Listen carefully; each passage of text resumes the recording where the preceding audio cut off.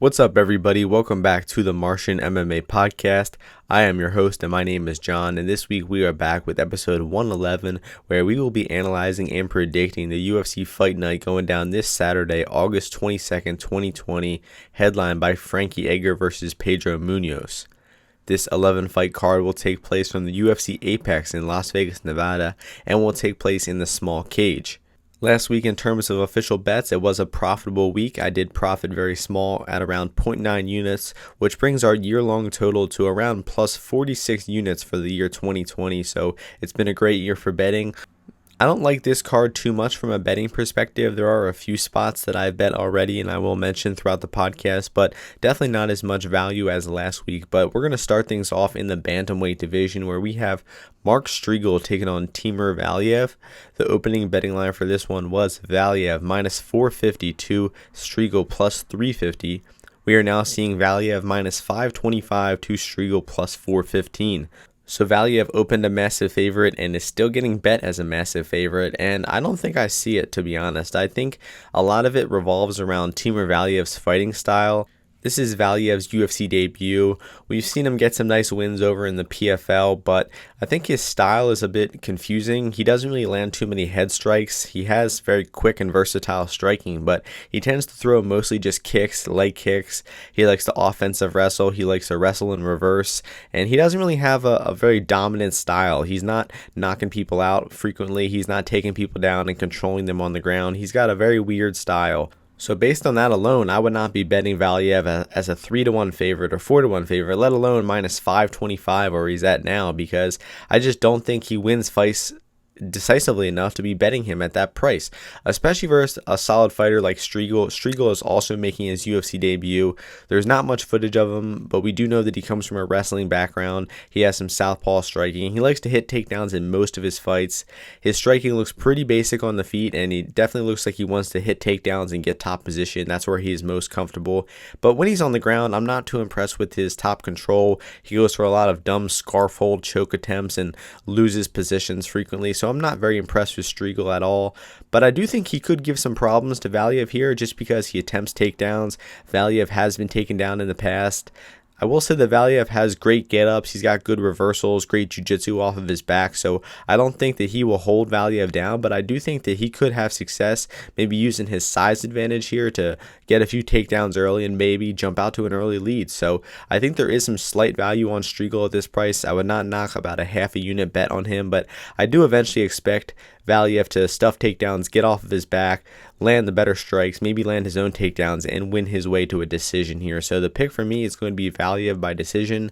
At this moneyline price, it is dog or pass. And if you're looking to bet this fight, I would maybe bet fight goes to decision, Valiev decision, something like that, because there's probably some value left there. The next fight takes place in the welterweight division. We have Carlton-Minus taking on Matthew Semelsberger.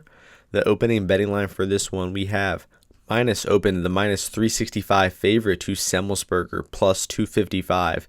Right now we are seeing Minus as a small favorite at minus 125 to Semelsberger plus 105 as the slight dog. So needless to say, a ton of action has come in on Semelsberger. I agree with the action. I think that where that opening line was set was incredibly wide, and I think that a lot of people got some good bets in on Semelsberger. But I will say that once the price got to around plus 150, plus 140, I think there stopped being any value on Semelsberger, because I do agree that he should be the underdog here. I think he only wins this fight if he hits takedowns. He does apparently come from a wrestling background, wrestled in high school. He was a college athlete, so he's definitely a great athlete, but I don't really rate his skills too highly as a fighter. His striking is pretty basic. He tends to just throw naked leg kicks and naked overhands, doesn't really set up his strikes very well. And he also has struggled getting taken down. He got taken down in a few of his fights, and he went full guard. He did not try to get up at all, and he spent about 3 minutes on his back in those fights. So Semelsberger definitely has problems getting taken down, really struggles getting off of his back, and I think his striking is pretty basic too. So the only way I think that he wins this fight is by hitting takedowns on Minus, and that's a very real possibility because Minus also struggles getting taken down. His get-ups and his defensive grappling have looked a little bit better than Semelsberger on the ground. Minus actually defends, chokes, and tries to work his way back up to the feet, and is very tough to submit on the ground.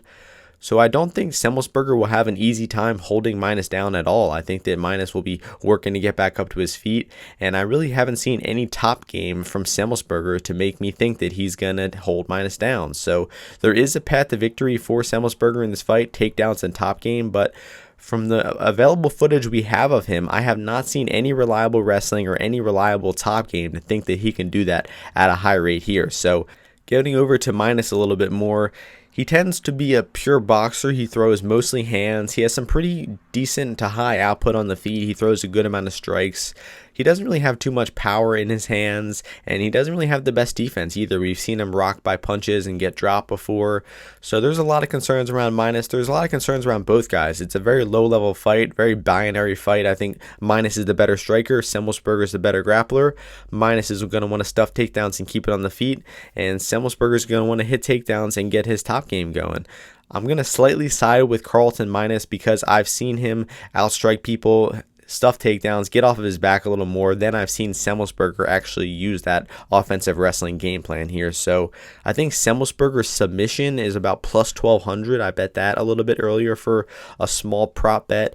But I do think there is some value on Carlton Minus at this minus 125 price. I wouldn't go crazy betting on him because it is two low-level UFC debutants, and I'm not very confident at all. And he could start to look like a terrible bet if he gets taken down here. So I do think Minus has some slight value at the current price. I do cap him more close to minus 150, around 60%. So there is some small action on Minus here, but because it's a low-level debutante fight, I probably won't be betting Minus as a favorite. Maybe if he gets to dog price, if that Semelsberger money keeps coming in, I'll look to bet Minus. But as of now, it's going to be a pass in terms of both money lines here. But the pick is going to be Carlton Minus by decision.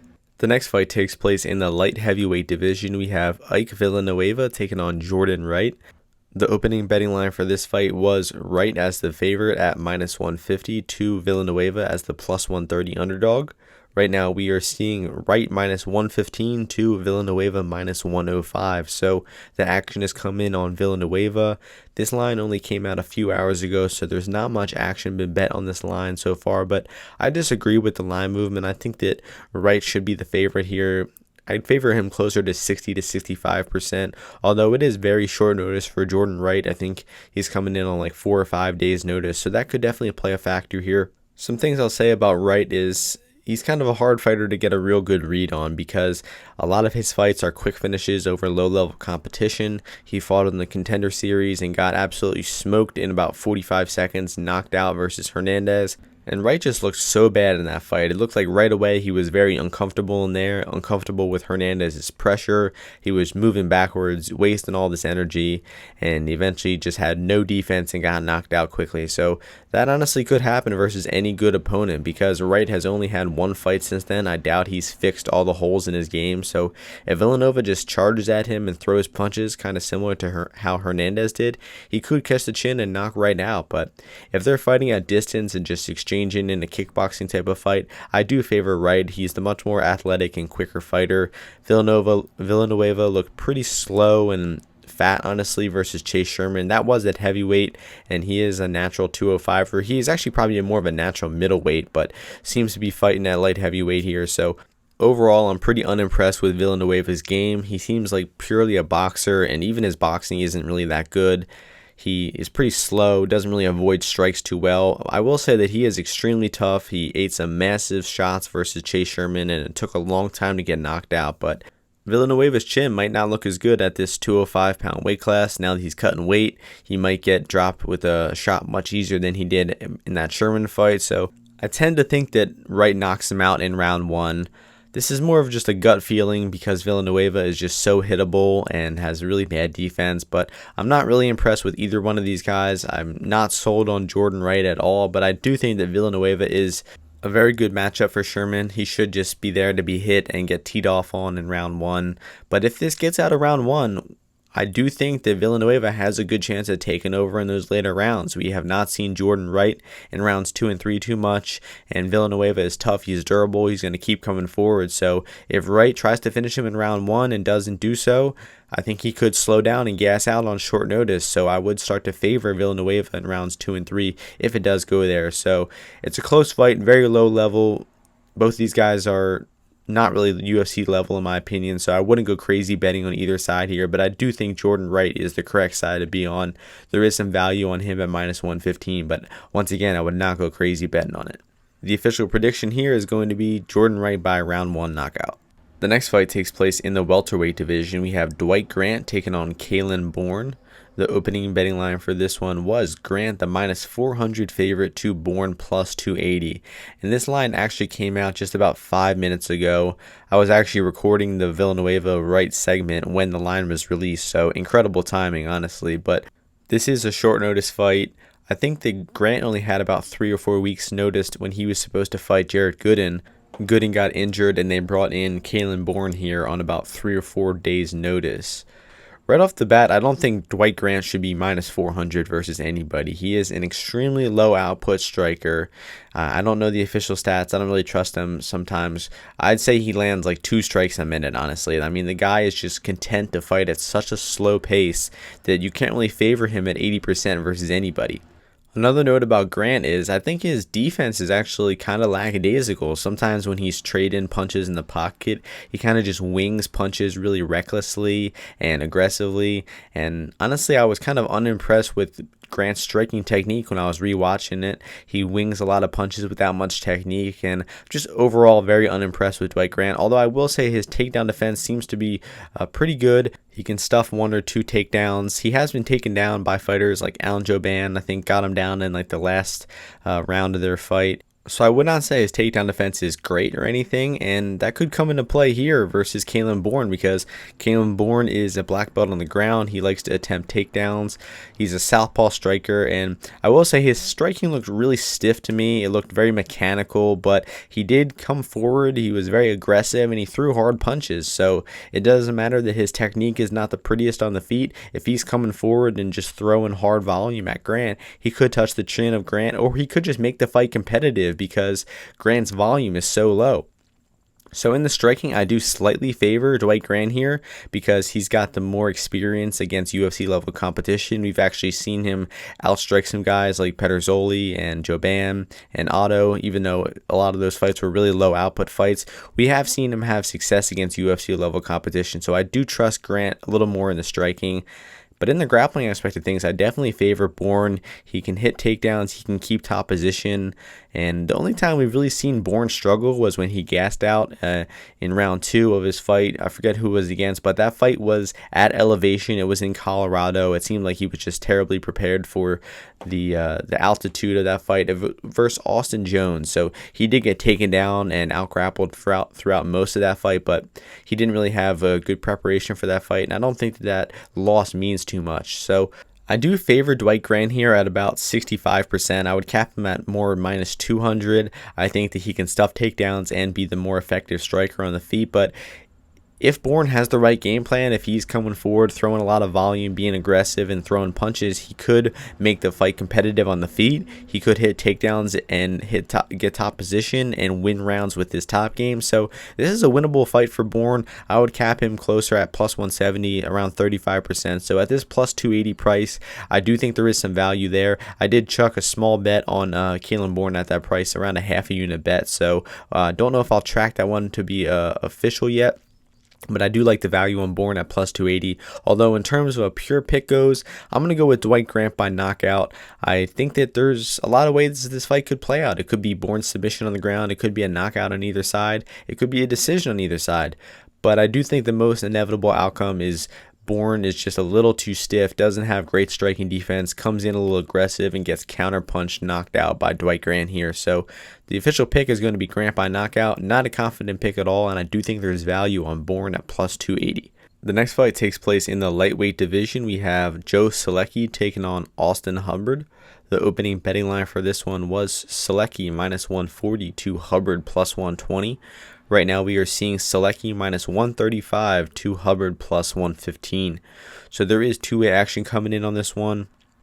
Solecki was actually an underdog for a short amount of time before the action came back in on Solecki, and I think Solecki is the rightful favorite here.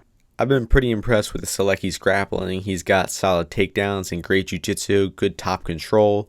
I did see Solecki fail to submit a few guys and then fall off of their backs at some point, most specifically the Bond fight. He had back takes on Bond and was taking him down, but Bond was defending submissions and he was able to actually reverse position a few times on Solecki. He had his back taken for a few minutes and then eventually was able to turn around and end up on top of those positions. So Solecki is not a dominant finisher. It's not like he needs one takedown and the fight is over, but he does have very consistent takedowns, very heavy top game. We did see him get a nice win in his UFC debut over Matt Wiman, although Wiman is a really low-level fighter, way past his prime, and I think that win didn't really prove much. I think Solecki's wins on the regional scene actually proved a little bit more, and I think that Solecki's striking is getting a lot better too. It's definitely not bad by any means. He's primarily a grappler for sure, but I think his striking is pretty solid as well. Now getting over to Hubbard. Hubbard is a very good striker. I really like the way that he strikes on the feet. He mixes it up to the head, body, legs, throws good combination striking, and he has some power in his punches too.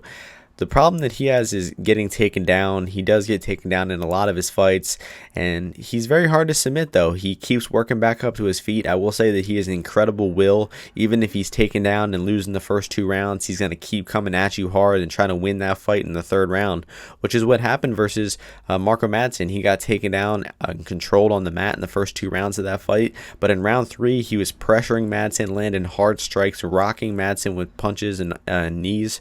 So Hubbard is a relentless fighter. Even if he gets taken down and controlled, he's going to keep trying to get back up to his feet and keep fighting. So I really like Hubbard a lot. And he's kind of just had some bad matchmaking in the UFC so far. He's just fought great grappler after great grappler, and he's got another one here versus Joe Solecki.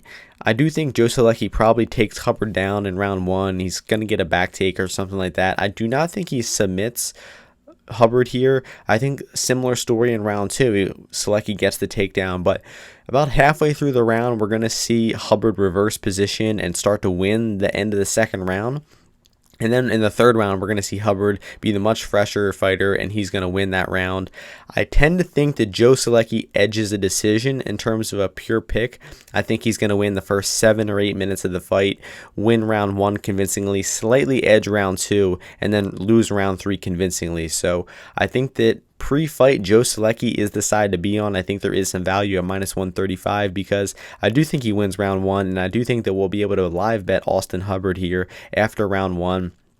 And I think that that's going to be the spot for me because I do think Solecki hits the takedowns. I don't think I see Hubbard stopping the takedowns in round 1. So we're going to have to see Solecki tire out a little bit, slow down in those later rounds for me to think that there's value on Hubbard. So pre-fight, the value is on Solecki. I am picking him to win by decision, but I will be cheering for Austin Hubbard in this fight. I really like Austin Hubbard's style. I hope he stuffs the takedowns, gets off his back in round 2, starts to outstrike Solecki, and maybe even get a round 3 finish here. So I think that this fight could play out in a lot of different ways. It's a really fun fight between 2 young and exciting fighters, and I'm going to pick Joe Solecki by decision.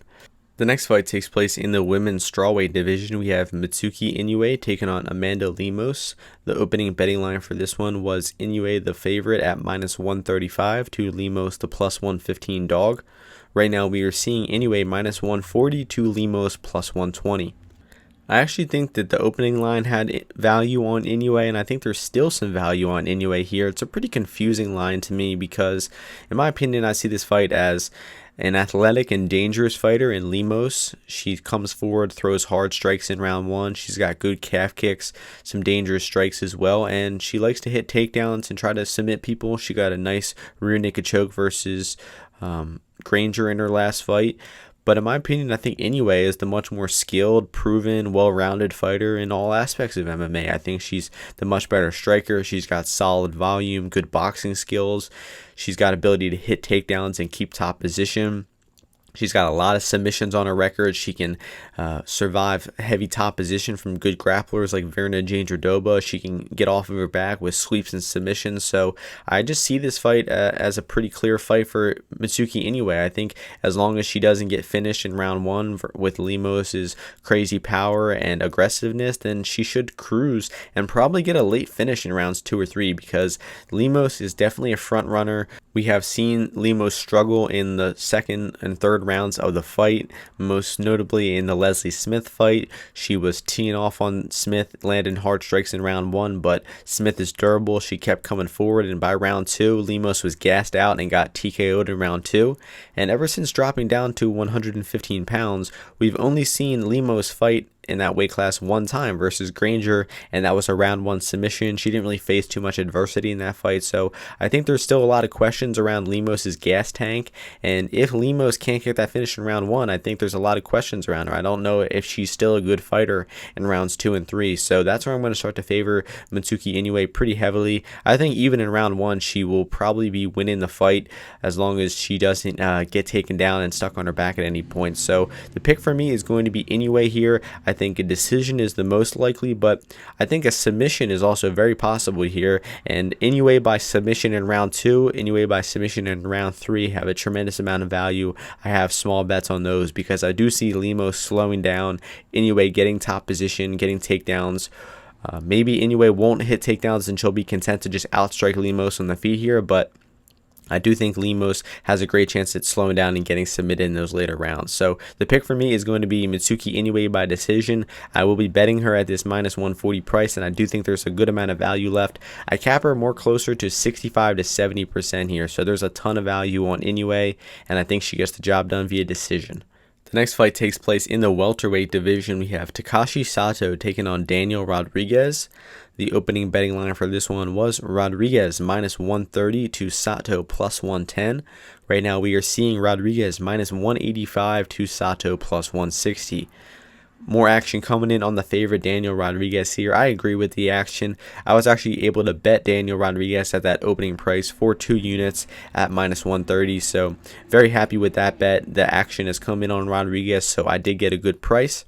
Another bet here I like is the under 2.5 rounds. I think both of these guys are going to stand and bang on the feet. Both of them have some power in their hands. Neither have the greatest defense either, especially Sato. I think Sato is particularly chinny and he got rocked by Ben Saunders not that long ago, so I definitely think there's a real chance that Rodriguez lands some hard punches on Sato and knocks him out. And Sato cracks too. I mean, he's got a really hard left hand, and he put his last opponent, Jason Witt, out with that early in round 1, so he's dangerous at all times. I do see this fight being majorly a striking fight. I don't think either guy is going to hit takedowns here. I think if one guy is hitting takedowns, it's probably going to be Rodriguez because I've just seen a little more offensive grappling from him. And Sato really struggled off of his back in some of his pancrase fights and versus Bilal Muhammad. So I think that there is a slight possibility that Rodriguez hits takedowns, but it's not very likely at all. I just think this fight will take place on the feet, and we're just going to see Rodriguez outstriking Sato, outboxing him, using that long jab of his, and just outboxing Sato here. So I think decision is possible, but knockout is more likely. I think just the way they match up, they're going to be standing in the center of the small cage, trading punches. I think one guy does get knocked out here. So I will be betting Daniel Rodriguez here at minus 130. I'll also be betting the under 2.5 rounds at minus 130, and I think that Daniel Rodriguez by knockout is going to be my official prediction. The next fight takes place in the women's flyweight division. We have Maria Agapova taking on Shayna Dobson. The opening betting line for this one was Agapova, the minus 700 favorite, to Dobson plus 500. Right now we are seeing Agapova minus 1250 to Dobson plus 800. So Agapova opened up a massive favorite. She's being bet as a massive favorite, and it's honestly the right side to be on. I mean, I wouldn't be betting anybody at minus 1,000, but I do think that Agapova's chances in this fight are like 93 to 95%. So this is pretty much as close to a lock as you get in MMA. Agapova is just a much better fighter, and she had a great debut. Was beating the tar out of Hannah Cyphers, eventually took her back and choked her out. So Agapova is better everywhere. Dobson is one of the lowest level fighters on the roster, and the only chance I see that Dobson having to win this fight is just by a swinging knockout, just catching Agapova. And Agapova does have some pretty bad defense. She tends to get reckless when she's exchanging in the pocket, so it's possible. I would give it like a 3 to 5% outcome that Dobson is able to land a clean punch and knock Agapova out here. I give Dobson a 0 chance to win via decision, 0 chance to win via submission. So if you want to bet on Dobson here, skip the money line and just go straight to Dobson by knockout at like plus 2,000 or something like that. but I would strongly advise against betting that. I think it does not happen here. I think that Agapova could win by decision, honestly. I think that we saw Agapova come out really aggressive and get that round 1 knockout versus Cyphers.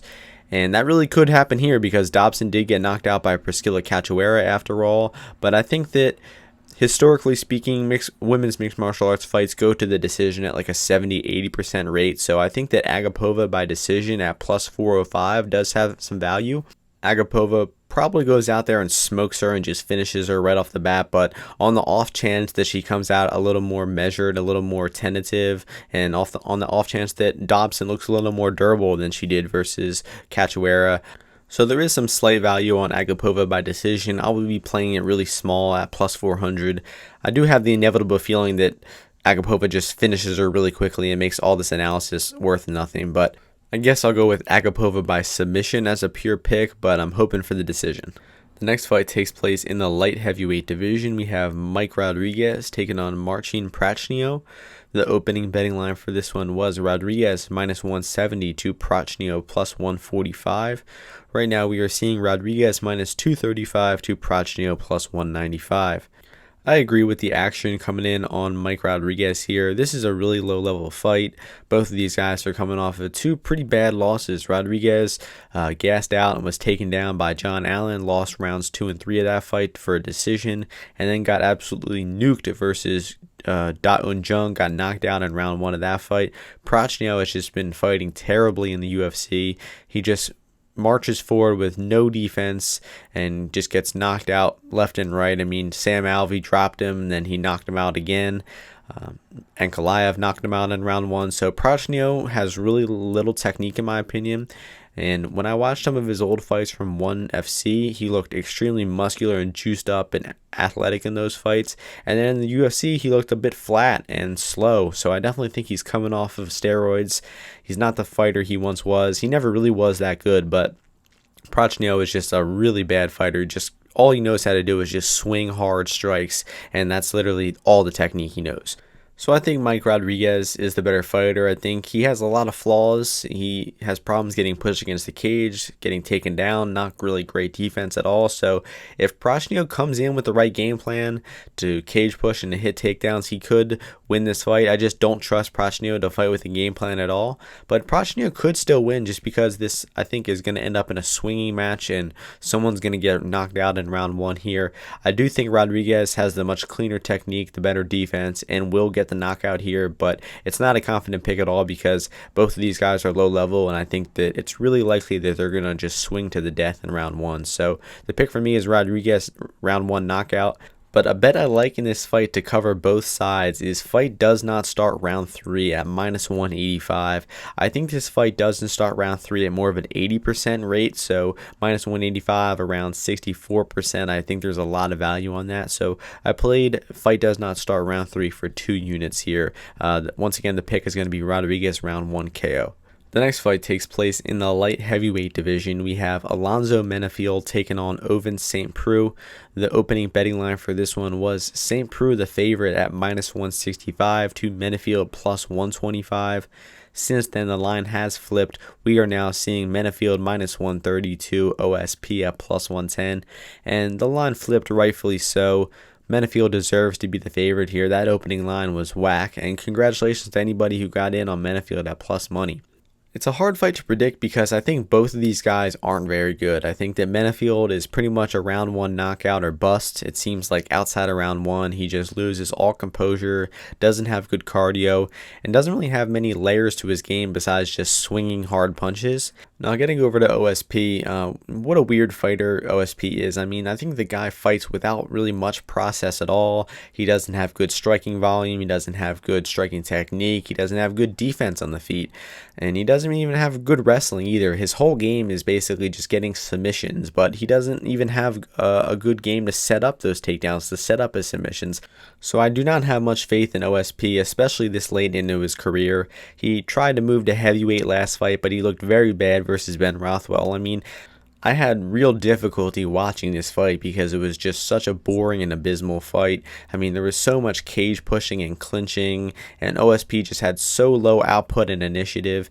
I mean, it just seemed like he barely wanted to win the fight at all. He threw 87 strikes throughout the entire fight and attempted 0 takedowns. I just don't understand how anybody thinks they're going to win a UFC fight when they're attempting that little strikes and not attempting takedowns, not throwing any hard strikes. So OSP looked terrible in that fight, for my opinion. And Menifield, I think, also looked really bad in this fight versus Clark. He landed some hard punches versus Clark in round 1, but just struggled getting outstruck by Clark. He got tied up in the clinch. He didn't know what to do with his back against the cage. So both guys looked really bad in their last fight. So it's a hard fight to predict. But I am going to side with Alonzo Menifield here. I give him a massive athletic advantage here. He's the much harder hitter of the two. And with the way OSP just can't avoid punches and just gets hit in all of his fights, I do tend to think that Menifield knocks him out in round 1. But if Menifield doesn't get that round 1 knockout, you got to look to live bet OSP here, because OSP has survived round 1 onslaught and came on to win that fight late versus Mikhail Olachechuk recently. So that's a possible outcome here. But unless OSP attempts takedowns early here, I do think he gets knocked out in round 1. And Menifield is pretty hard to take down. He did stuff like 9 out of 10 of Devin Clark's takedowns and didn't get taken down till late in the round 3 of that fight. So I think that Menifield should be able to stuff any takedowns to OSP, outstrike him in the distance striking here, and likely land a knockout. So the pure pick for me is going to go Menifield round 1 knockout. I do think there is some value on Menifield minus 130 at this price, and I think that we might get a chance to live bet OSP at a better price if he survives round 1. So at this price, it is favorite or pass for me, and the pick is going to be Menifield by knockout. The next fight is the main event of the evening in the bantamweight division. We have Pedro Munhoz taking on Frankie Edgar. The opening betting line for this one was Munhoz, the minus 240 favorite, to Edgar, the plus 186 underdog. Right now we are seeing Munhoz, the minus 255 favorite, to Edgar plus 215. More action coming in on Pedro Munhoz here, and rightfully so. I'll just say it right off the bat. I think that Pedro Munhoz's chances in this fight are about 75 to 80%, and the only way I see Edgar winning is via decision. I don't think he has the power to knock out Munhoz on the feet. I think he's going to have trouble taking Munhoz down. I don't think he's going to get a submission on the ground at any point. So Edgar's going to have to win 3 out of 5 rounds versus Pedro Munhoz. And considering the fact that this is a new weight class for Frankie Edgar, he is dropping down to 135 pounds for the first time in his career. I just don't think that it's possible that he can avoid not getting finished versus Munhoz on the feet. He's going to somehow win 3 out of 5 rounds at a new weight class where his cardio is untested, his chin is untested. I mean, Frankie Edgar's boxing defense wasn't looking too good at 45. He got knocked out by Ortega. He got knocked out by a Korean Zombie.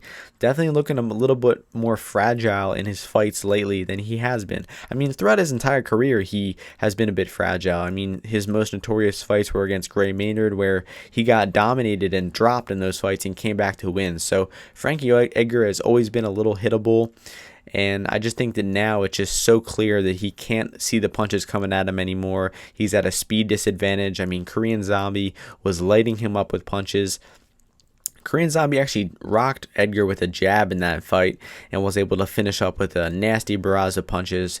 Edgar just took such a massive amount of punishment in that short fight. I mean, the fight was only 3 or 4 minutes long, but he must have eaten 50, 60 punches to the head in that short amount of time. So I think that Edgar is way past his prime. I think that he has such a specific win condition here that I just do not see him hitting that win condition. I think that Munhoz outstrikes him on the feet. He's going to be landing calf kicks. He's going to be outboxing him.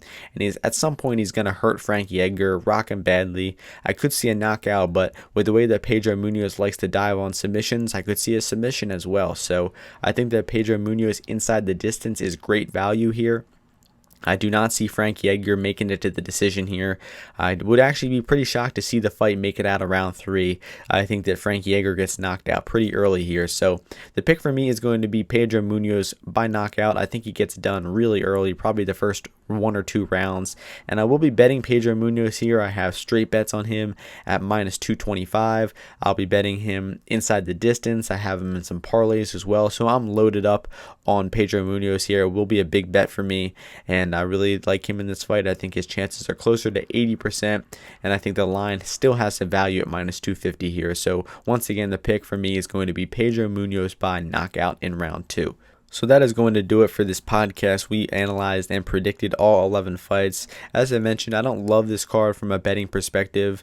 I do have some action on some fights like Munhoz, Rodriguez, Inoue, and we'll probably end up with some more action closer to fight night. You can check out my Bet MMA tips page to see all of my official bets. That is in my Twitter bio, it's in all the tweets that I link for the podcast, and it is in the YouTube description as well. So that's where you can see all of my official bets and check those out before the fight to see what I'm officially betting for this event. So thank you all for listening to the podcast. I will see you all next week before the next UFC event. Hope you enjoy the event this weekend and win some bets. Peace.